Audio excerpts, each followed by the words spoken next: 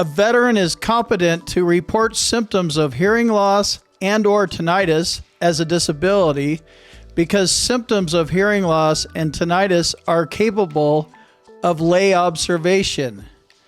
This means that you're able to submit a personal statement and talk about your symptoms. You need to do that.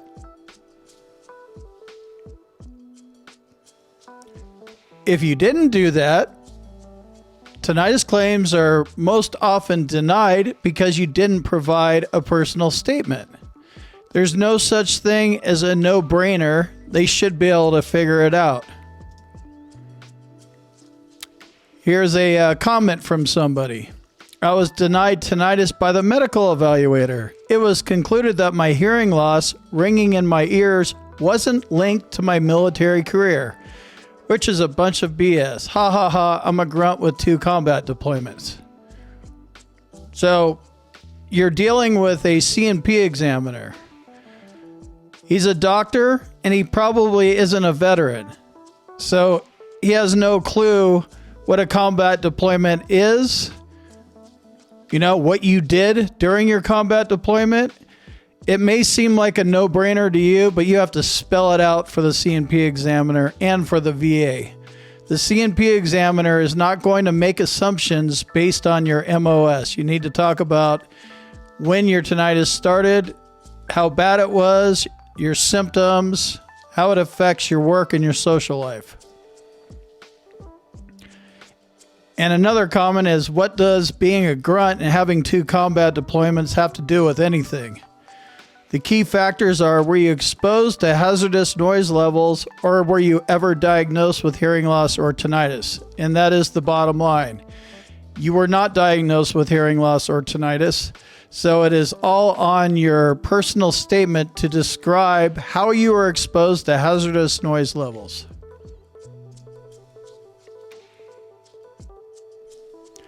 I'll be covering these topics in this video today. Hopefully I answer all your questions, and I'm going to put timestamps in the description, and I'm also going to put a link to the Duty MOS noise exposure list so you can see if you're on it.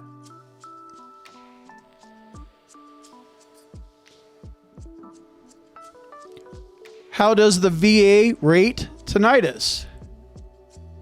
It's diagnostic code 6260. It's called tinnitus, recurrent. Note 1. A separate evaluation for tinnitus may be combined with an evaluation under diagnostic code 6100, 6200, 6204, or other diagnostic code, except when tinnitus supports an evaluation under one of those codes. This is pyramiding. Note 2. Assign only a single evaluation for recurrent tinnitus, whether the sound is perceived in one ear, both ears, or in the head. You only get one, and it's 10%. That's it. That's the only rating for tinnitus. You either get it at 10% or you don't. Note 3, do not evaluate objective tinnitus, in which the sound is audible to other people and has a definable cause that may or may not be pathologic under this diagnostic code, but evaluate it as part of any underlying condition causing it.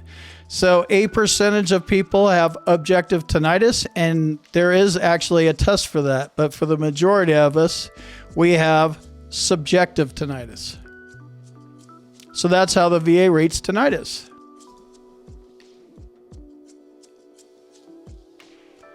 My tinnitus claim was denied. Let's take a look at a denial letter decision here. Reason for decision. Service connection for tinnitus. It's denied since this condition neither occurred in nor was caused by service.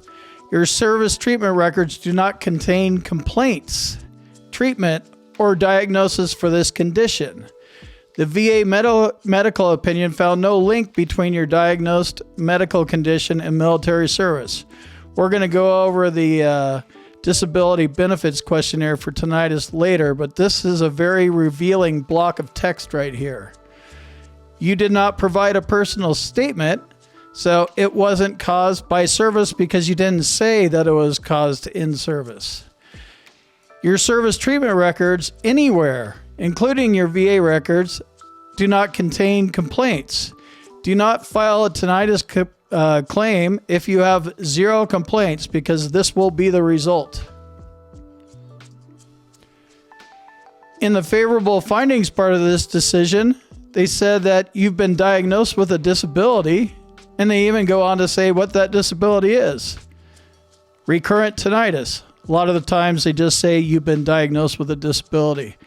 So he's got the diagnosis of tinnitus, which is one of the factors you need. They even concede the MOS list as exposure to hazardous noise. So he has the MOS list, he has the diagnosis, but since he didn't provide the nexus in a personal statement, the claim was denied.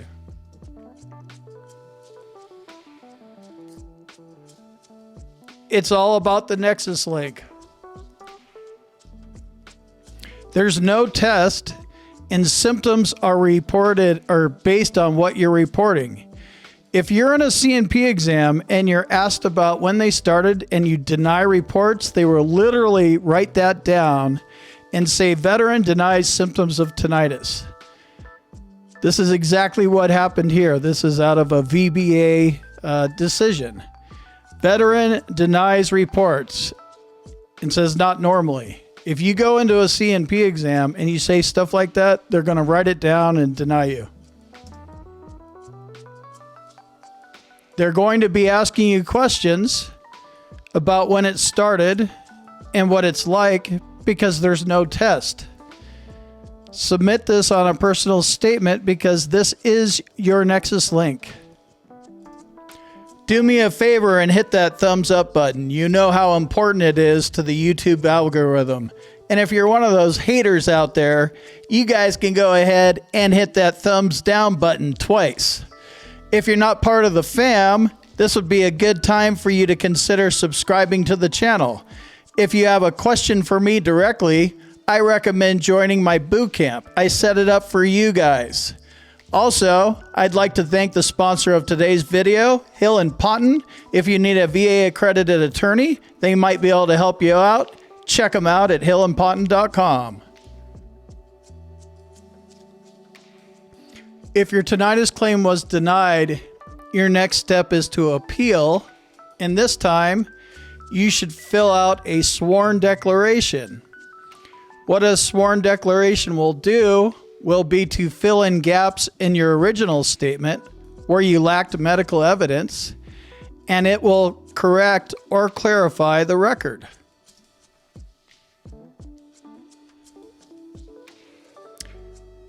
A sworn declaration is VA Form 21-10210, and basically a sworn declaration is under oath. With that being said, VA sworn declaration forms may hold significant weight in the eyes of the VA adjudicators because of that reason. They demonstrate that the author fully believes the information they are providing is accurate, and you sign that it's accurate to the best of your knowledge. Versus a normal personal statement, we write all sorts of stuff on those things. I know I did. Maybe you did as well. You're escalating it when you bring it to the sworn declaration level, and that's what you need to do if you want to appeal your tinnitus decision. Even though they can't prove you have tinnitus, after you've been denied especially, but be prepared for a CNP exam either way, this is what the Tinnitus Disability Benefits Questionnaire looks like, and what the examiner is going to be looking for, and what I think is important for you guys to consider. It's going to say this exam's for tinnitus only. If that's the case, go to section 2. So we'll start off on section 2. Does the veteran report recurrent tinnitus? This is a yes or a no question. If you answer no, claim denied. They're going to want to know the date and circumstances of onset of tinnitus. And you should have described this in your personal statement, but now you're at a C&P exam. Be prepared for the C&P exam for tinnitus either way, because you could very well get one regardless of whether you're appealing your decision or filing a new tinnitus claim. They're going to want to know about the etiology of tinnitus.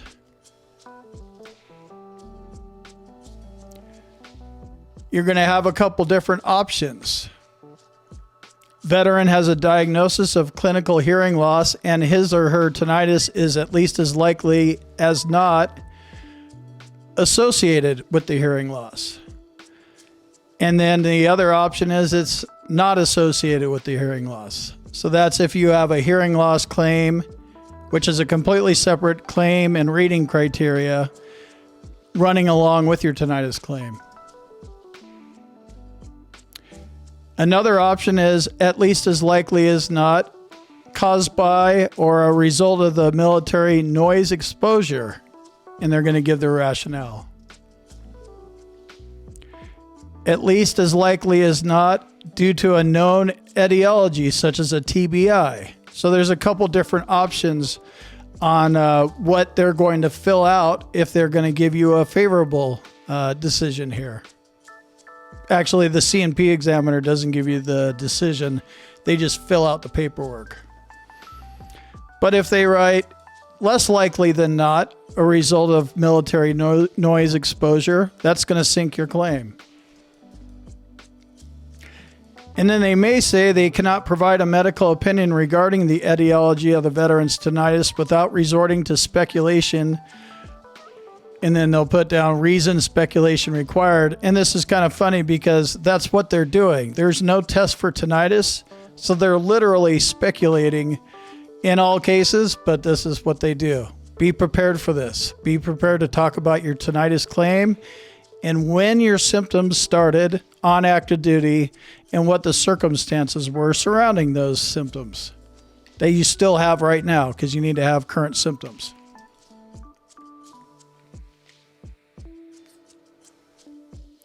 They're going to want to know about the functional impact of tinnitus. Does the veteran's tinnitus impact ordinary conditions of daily life, including the ability to work? This is going to be a yes. Describe impact in the veteran's own words. So they're literally going to say, describe it to me, veteran. And this is not a conversation. They are not going to go back and forth with you. They're going to listen to what you have to say, how it affects your daily life, your ability to work, and then they're just going to write that down.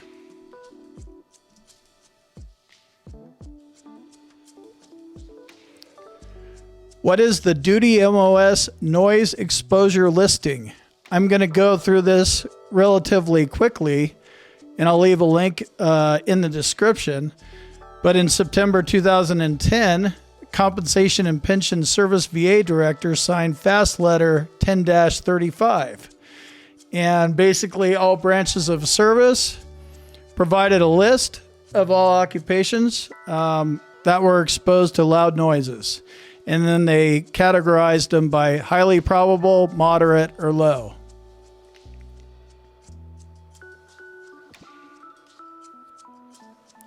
How to pursue a tinnitus claim based on hazardous noise exposure. It's not a give me. You don't just go lay on the couch and say, give me my rating. You have to do stuff. Review the MOS list. See if you're on there. That's the first thing I do. Do you have complaints? Remember that decision letter we just talked about? If you don't have complaints in your service treatment records or your VA medical records or any private records that you may have submitted, you better start complaining before you file a claim or you're going to get denied. You can file a tinnitus claim without a diagnosis, but you must have complaints in your VA medical records. Prepare a personal statement and describe dates and times on active duty. I say this because they're going to be looking for reasons why it may have started prior to active duty or once you got out. File your claim on va.gov. If you don't know how to file a claim, go get an accredited claims agent to help you out. VA rates tinnitus under 38 CFR 4.87, diagnostic code 6260. Here's the Army enlisted MOS list. Long list. I'll go through it relatively quickly here. You could take screenshots if you want, and I'll leave a copy in the description below. Army enlisted is by far the biggest.